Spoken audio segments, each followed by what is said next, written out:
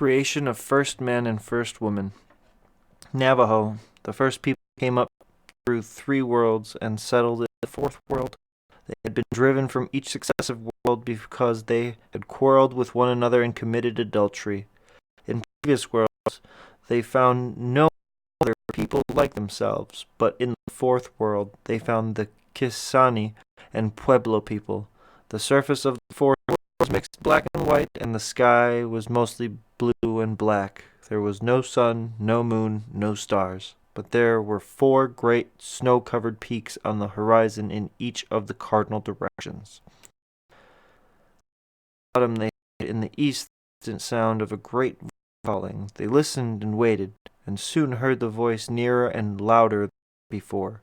Once more they listened and heard it louder still and very near. A moment later, 4 mysterious beings appeared. These were White Body, god of this world, Blue Body, the sprinkler, Yellow Body, and Black Body, the god of fire.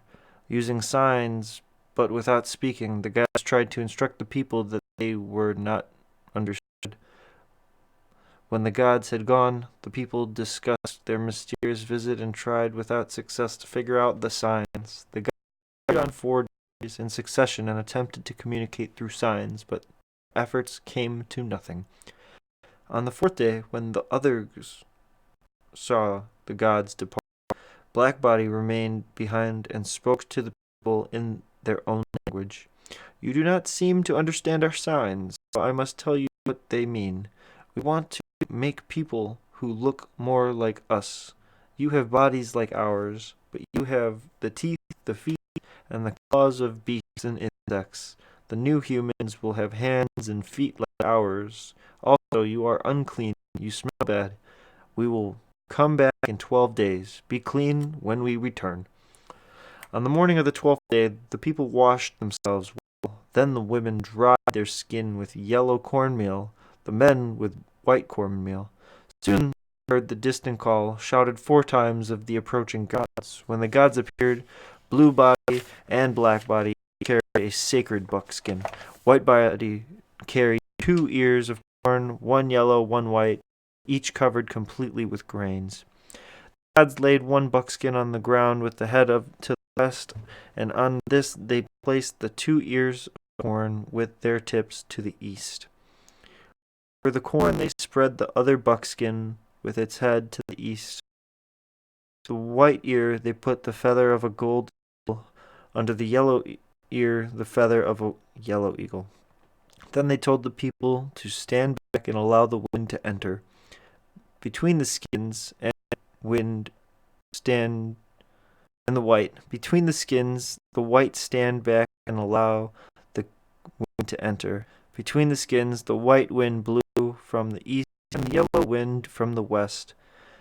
While the wind was blowing, 8 of the gods, Mirage people, came and walked around the objects on the ground 4 times. As they walked, the eagle feathers, whose tips protruded from the buckskins, were seen to move. When the Mirage people had finished their walk, the upper buckskin was lifted. The ears of corn had disappeared, and a woman lay in their place. The white ear of corn had become the man, and the yellow ear the woman. First man and first woman. It was the wind that gave them life, and it is the wind that comes out of our mouths now that gives us life. When this ceases to blow, we die. The gods had the people build an enclosure of brushwood. When it was finished, first man and first woman went in.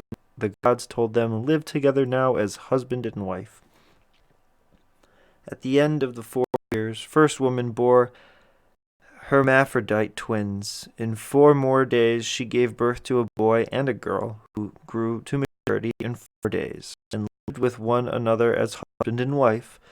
All first man and first woman had 5 pairs of twins, and all except the first became couples who had children.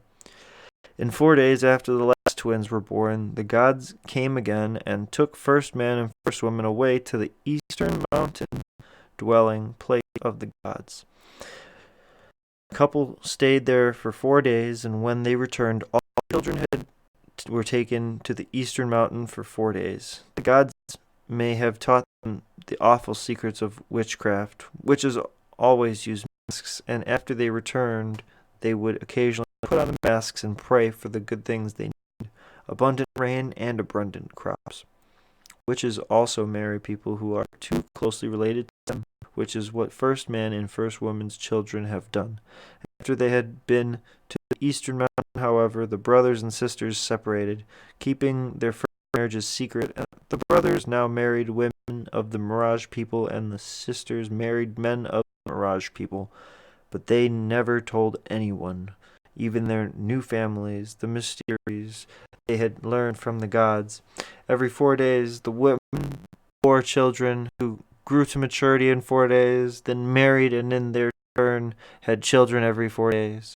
And this way, many children of first man and first woman filled the land with people.